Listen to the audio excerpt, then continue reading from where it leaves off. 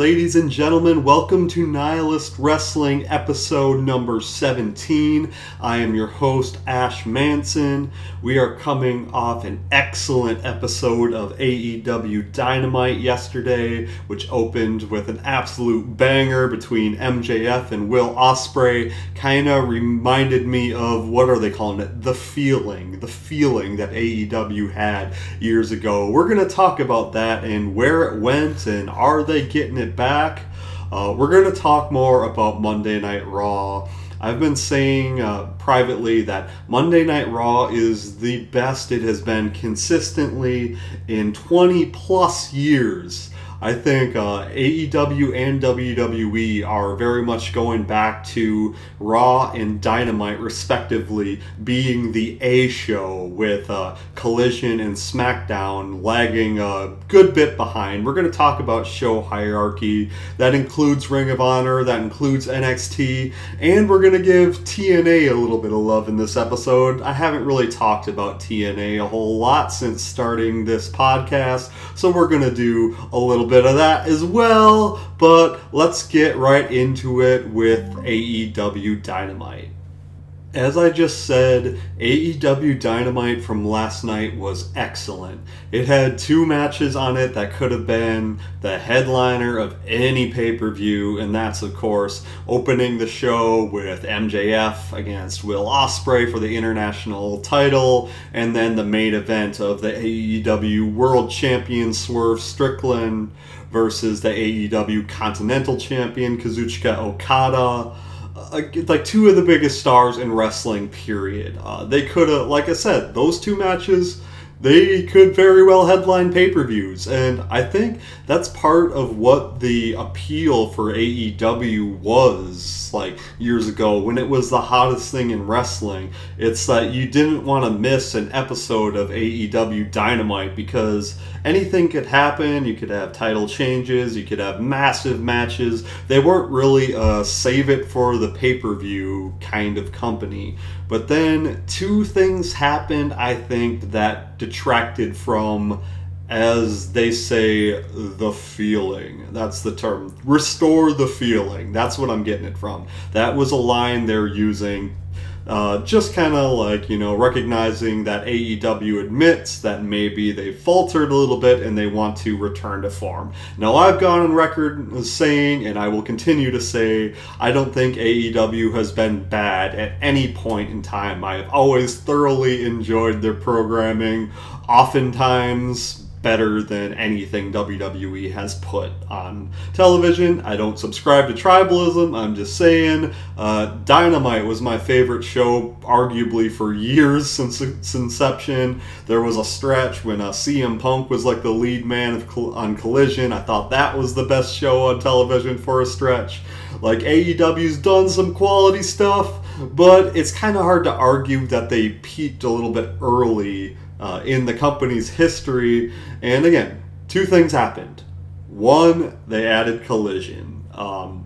And I'm glad that they added Collision, but now instead, first they had Dynamite and Rampage used to be live every once in a while, but that was just a 1 hour program, so I don't think that watered down Dynamite that much. But when you add Collision, all of a sudden you have 5 hours of televised programming, and that's like, you also have another 2 hours of Ring of Honor too. That means 7 hours of total AEW content.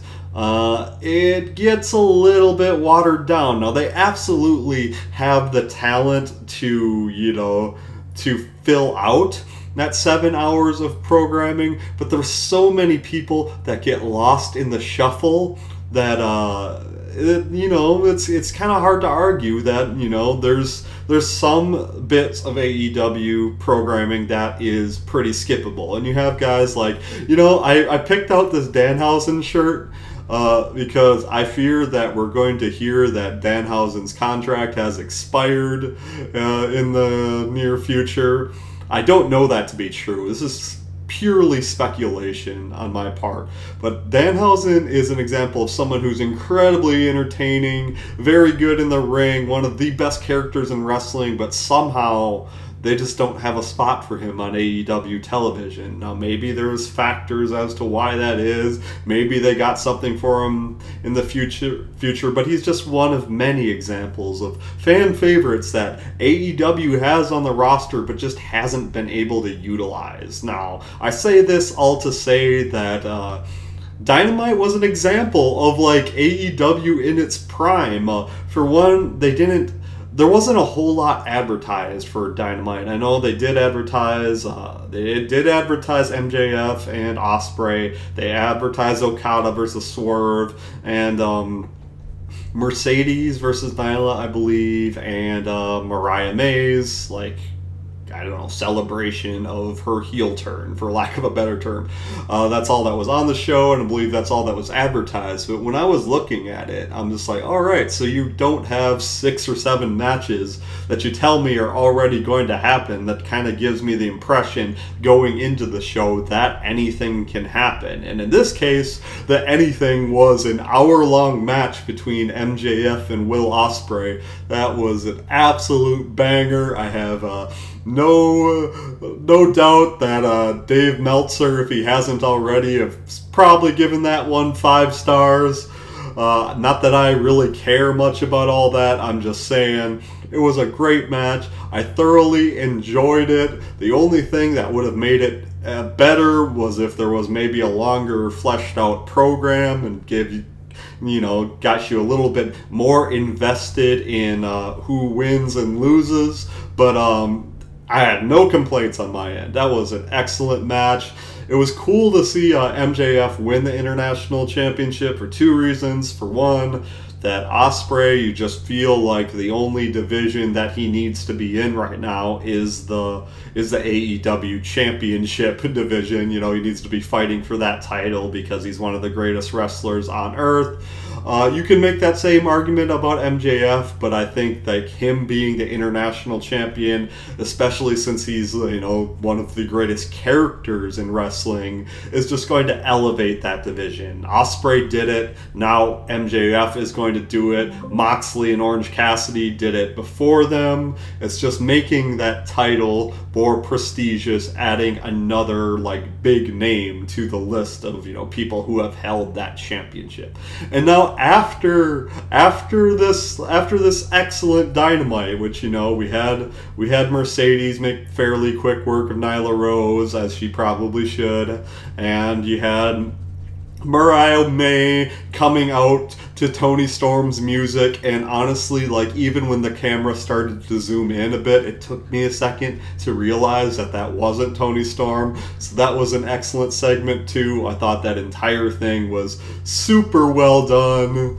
Mariah is now going to be one of the if not the biggest female heel on the roster, and that's impactful too because she was super popular, and then she did that, and people might cheer her now just because they're edgelords and all that, and they like the bad girl, but I just thought that was very well done. And Swerve versus Okada, I hate it was a great match. Until the finish it was a bullshit WWE finish, the 50-50 booking. I'm not a huge fan of that, that like I said, it's the kind of booking that WWE did for so long that kind of turned me off of them. But I can't complain too much because next week they have Blood and Guts with Team Elite versus Team AEW, and that match is going to be absolutely incredible. Oh man, Blood and Guts always steals the show. So AEW, I think, is kind of getting back to letting it all hang out for the television show, giving you a lot of bang for your lack of buck for your cable subscription or streaming subscription, whatever you watch Dynamite on.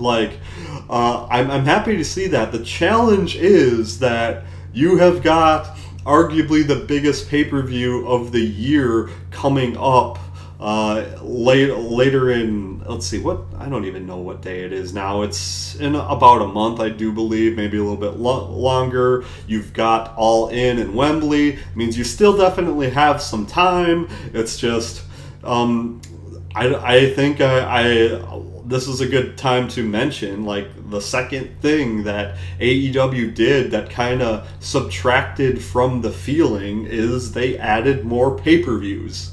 So because they had to save it because they didn't have to save it for the pay-per-views because the pay-per-views were only every 3 months previously, they were able to offer so much more on television. Now they're doing 9 pay-per-views or something like that. It's now their pay-per-views aren't oh my god, I can't wait. It's that quarterly huge event where so many 3+ month long programs get their blow-off match. Now it's just oh, cool, another AEW pay-per-view. And mind you, I totally enjoy it. But now, it's, milking the wallet a little bit more. They're stretching the equity a little bit more thin that all the talent presents. And it's hard to argue. Like I said, it just has not been as good as it has been in the past, while still being very good. I'm hoping that what we have seen out of AEW recently is just going further along the roads for course correction. I think they already have done a really good job at integrating stories back into their programming rather than just doing cold matches, which I think most of us online wrestling people have been pretty critical of. I don't think a whole lot of us prefer the just match format with no build that they were going with previously. So yeah, all this to say, I think AEW is on a great course. Dynamite was excellent.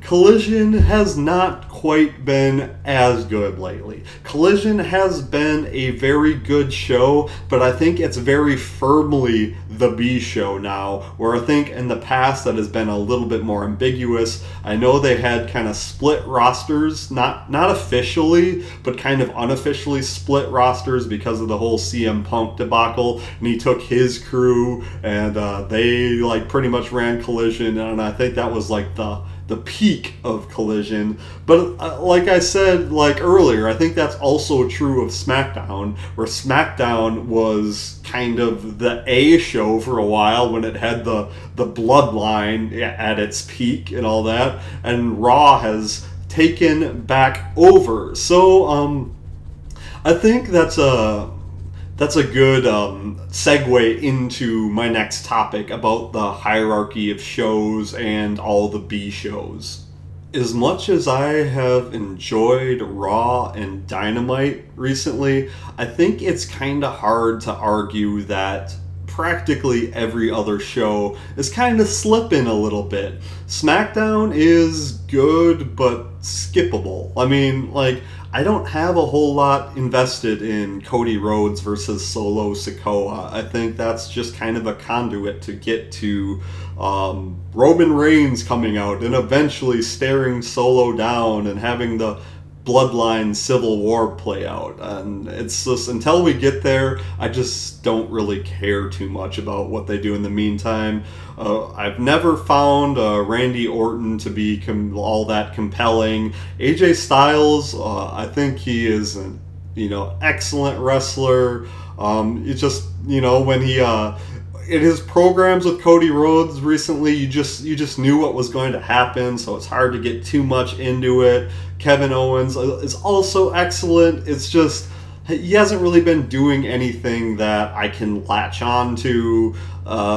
Again, when I'm watching SmackDown, I enjoy the watch. If I didn't watch SmackDown, I don't really feel like I'm missing much. The same could be said about AEW Collision. I don't even think I think I saw the first hour and 25 minutes of it, and I got interrupted, and I don't even think I finished it. Now that I mention it, I think Collision has been, well, it was carried by CM Punk and his crew for so long. Then there was the Bang Bang Gang, I thought, built Bullet Club Gold. I don't think we're using that term anymore. I thought they were one of the most entertaining aspects about Collision for a while. Then Adam Copeland with his Cope Open, that was probably the highlight of Collision for quite a while, but now he's injured. The House of Black was probably one of my favorite things about Collision. Now Buddy's injured. I know Malachi and Brody are still hanging around. It hasn't been hitting just as normal, you know. Again, I never dislike my time watching wrestling. I still watch SmackDown and Collision every week. It just it is so clearly behind Raw and Dynamite, and that's just about all I've got to say about those two shows. NXT is a very interesting case right now because NXT, as I've said many times, got absolutely gutted in the draft. Like, brought some of their biggest stars up to the main roster, like most notably like Carmelo Hayes and Lyra Valkyria. They got called up and kind of left the cupboards a little bit bare in NXT, and there's a bunch of other call-ups besides those two. They're just the first two that jump into my head. And now, like, all ego Ethan Page is now the NXT champion after just signing with WWE, presumably maybe just over a month ago or something like that. I'm getting the timeline a little convoluted, but he hasn't been there very long, and it just felt really random with him, just taking the title off of Trick Williams. Ethan Page's theme song drives me nuts. The ego, kill him with a smile. I think it's annoying as hell, but I guess heels are supposed to be annoying as hell. I think Ethan Page does a really good job of portraying a dislikable heel. But it's star power is definitely lacking, but they still have some compelling people on the roster. But I think arguably the most interesting thing happening in NXT right now, I'm just getting ahead of myself, is their partnership with TNA. Joe Hendry is maybe the flavor of the month. Maybe arguably the hottest trending topic in wrestling right now. Say his name and he appears. We believe in Joe Hendry. He mentioned to Gallus on NXT that he is there to stay in NXT. But that kind of goes to the heart of, like, and I said I was going to talk about TNA because I think TNA, like, I don't consistently watch their show. Whenever I have time, I do. And there's no denying, I think, to the extent that I have watched it, it has gotten more interesting. Like, I was really like fired up about the return of the name TNA because, that represents nostalgia. And me, I was a WCW guy. Like, I'm always a challenger brand guy. So after WWE bought, like, WCW and ECW, I was a massive TNA fan. And that TNA was my favorite wrestling promotion for years. So seeing that name return, like, it gave me a good novelty spike in interest. But then they fired Scott D'Amore, who was the catalyst for so much of the positive change in TNA and the renaissance of the promotion in many ways. And that kind of, that put a damper on my excitement for the product and all that. But then, we get the buzz with the Hardys coming back and the frenzy with Joe Hendry's popularity. And they have, like, some of my favorite people are there, like Rich Swann. He's one of my favorite wrestlers, period. He's in TNA. That's just one of a bunch of, like, Mustafa Ali. I'm a big fan of him. He's thriving in TNA. Nick Nemeth is in TNA.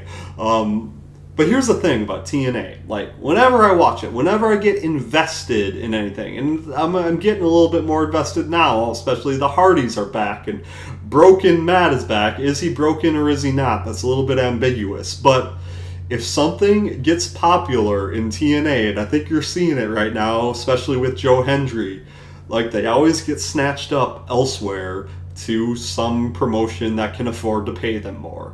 That's just the thing. You get too invested in something in TNA and then it's gone.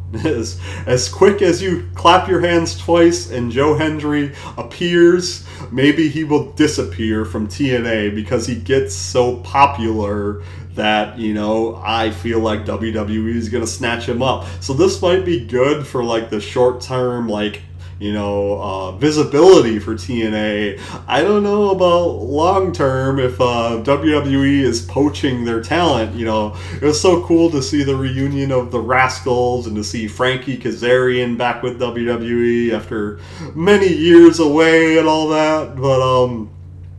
But yeah, I will probably watch TNA tonight and see how it goes. But I always got to be cautious when I'm latching on to or when I'm getting too excited about TNA, because the same thing happens over and over again. Somebody gets on a roll, they get snatched up by somebody else, and that's that. So I also want to mention Ring of Honor. I haven't like talked about Ring of Honor much. I do believe I generally put it, when I do watch it, in the good but skippable category. I think the Ring of Honor allows some people that just don't get television time at all in AEW to thrive. It also has a lot of more of the AEW C-list people are, you know, playing more prominent roles. But Ring of Honor, the thing with Ring of Honor is, like, it feels like if somebody gets over in Ring of Honor, then they're going to be featured on AEW TV, because why wouldn't you want to, like, feature your most popular stars on your most visible television shows? But, like, that's kind of a double-edged sword, because, like, why do you watch Ring of Honor then? I am a big fan of Mark Briscoe. I don't have to watch Ring of Honor to see Mark Briscoe. He's all over AEW television. That's just an example. It was the same thing with the previous ROH champion, Eddie Kingston. Again, all over AEW television. I did see Kerry Silkin said that he doesn't feel that Ring of Honor has been handled properly. And I hate to say that I kind of agree with that. One thing that I was kind of encouraged by is I'm a big fan of the former Maximum male models. That's Mason Madden, formerly known as Mace, and Mansoor. If you're laughing at that, like, I would argue that you have not seen them used to their fullest potential. If you've watched their mini-series Making It Maximum, or if you've watched their Twitch stream, they are incredibly entertaining individuals, along with being very good in the ring. So I hope that they're given the proper platform to shine in Ring of Honor. But, like, yeah, I would like to see Ring of Honor get a little bit more of a, maybe its own roster a little bit more. Maybe don't put your Ring of Honor guys on AEW television so much. And then there can always be exceptions, like for the Undisputed Kingdom.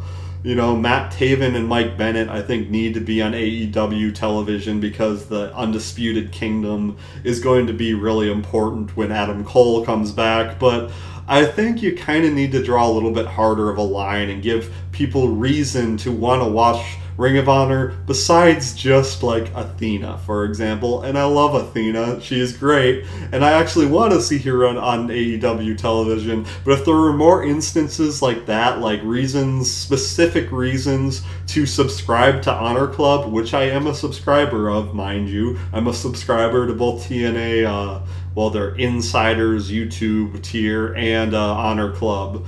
You just need to have a little bit more of a reason to watch these, like, you know, C shows, such as, you know, TNA, such as Ring of Honor, such as NXT. I'm rooting for them all to improve. Well, I'll acknowledge that there is room for improvement.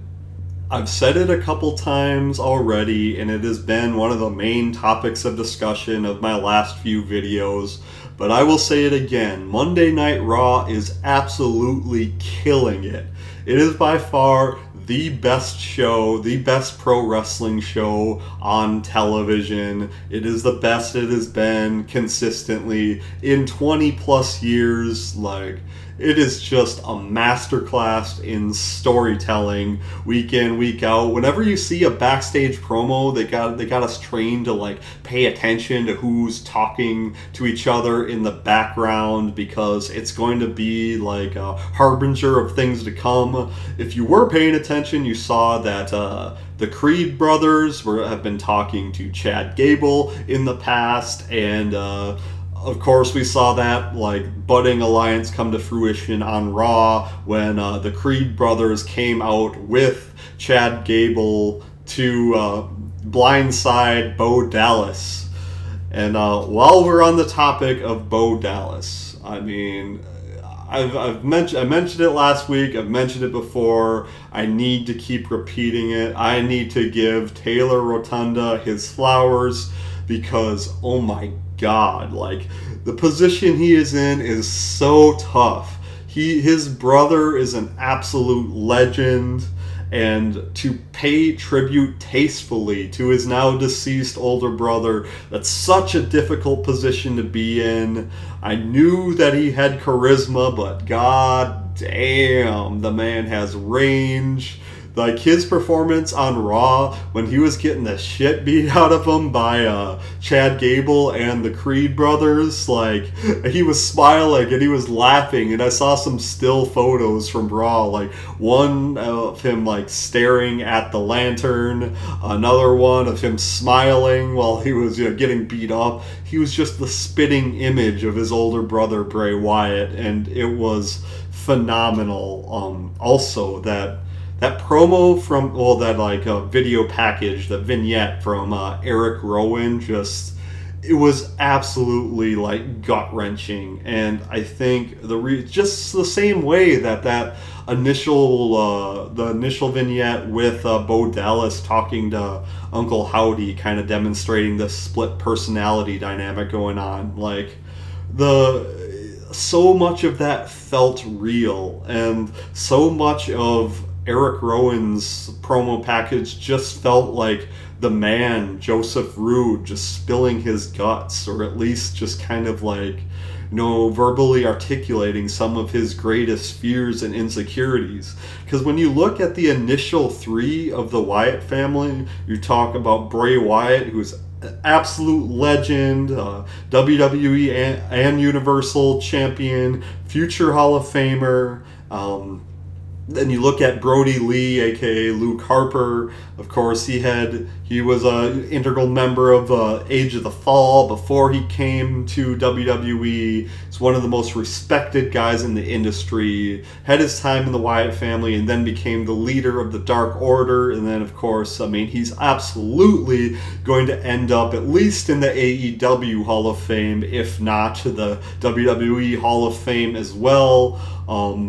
Then the member of the original three that just kind of gets lost in the shuffle is Eric Rowan, aka Eric Redbeard. Like, he said, like, he felt like he was drowning, that he fell down a well, and what gives him the motivation to want to get up? I mean, after all, he's only Rowan.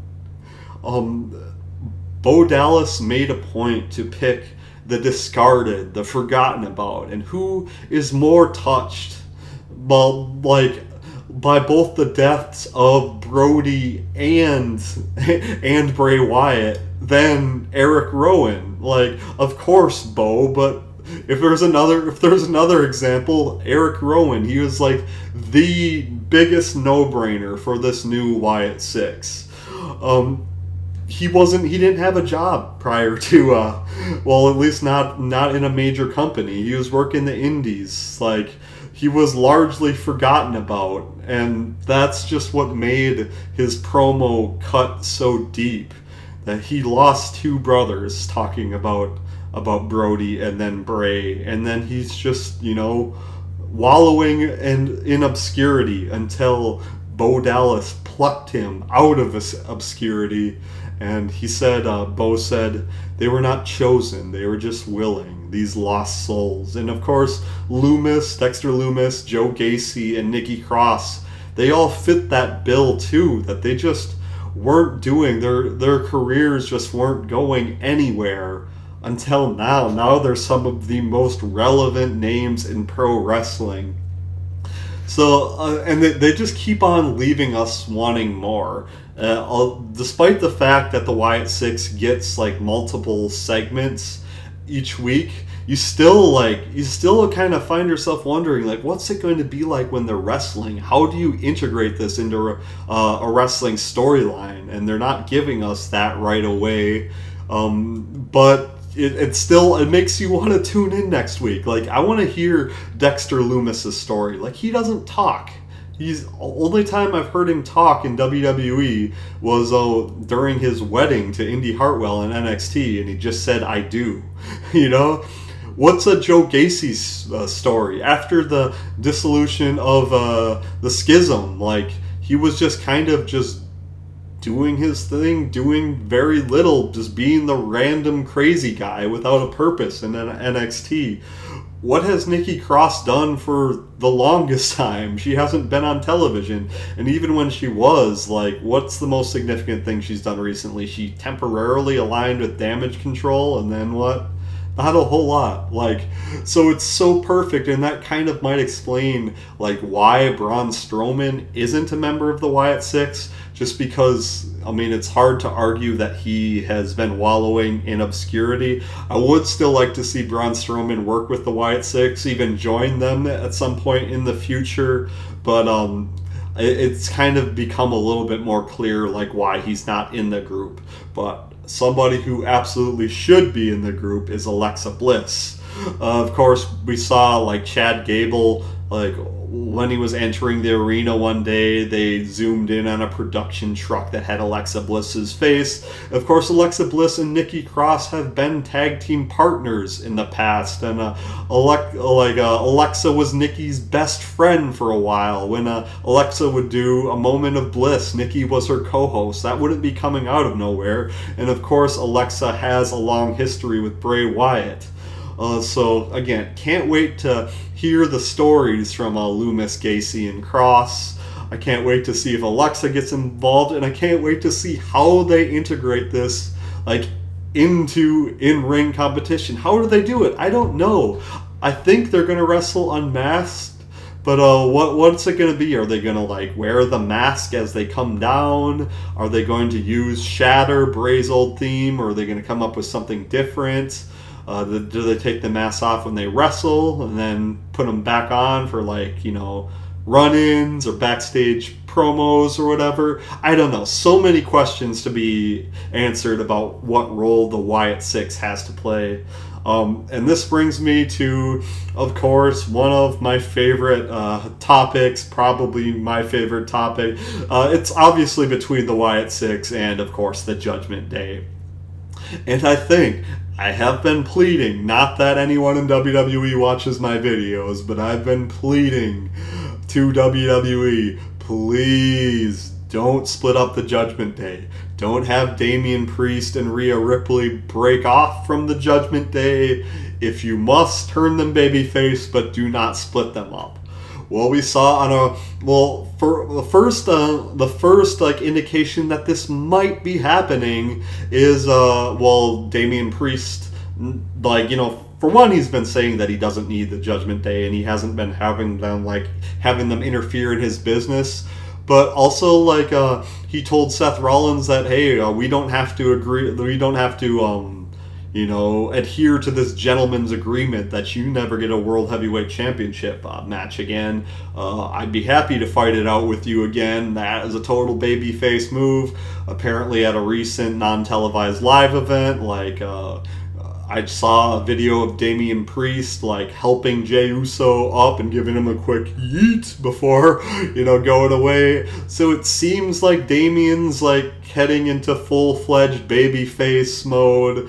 It's like, Rhea's pretty much already there. She is at least obscenely popular, and Liv is clearly the heel in that program. I've already mentioned many times, Finn Balor is obscenely popular. Carlito telling Dominic that's cool in his endeavors with Liv Morgan week to week is one of my favorite parts of the show. It almost kind of reminds me of on Dynamite each week. I look forward to Kazuchika Okada calling somebody a bitch. It's just one of those cool one-liners that I pop for.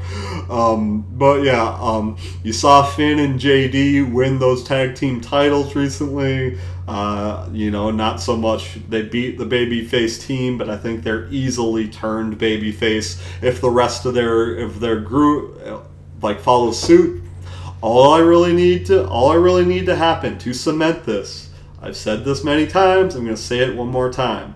When we get Rhea Ripley and Liv Morgan, and it looks like that's happening at SummerSlam, Dominic needs to put his foot down and declare his allegiance to Mommy. Judgment Day babyface turn complete.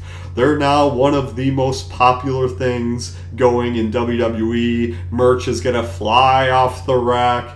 I think it would be great, and it opens up a window for Dom to finish his program with his father. Once he's kind of changed his ways a little bit, they can begin to mend fences, and Ray can eventually pass the torch to Dom when he retires. Alright, I've been going on for a while, so we're going to leave it at that. If you've gotten this far, then I would assume that you like what I'm doing, so I appreciate a like and or a subscribe. Appreciate y'all so much for watching, and until next time, revel in what you are.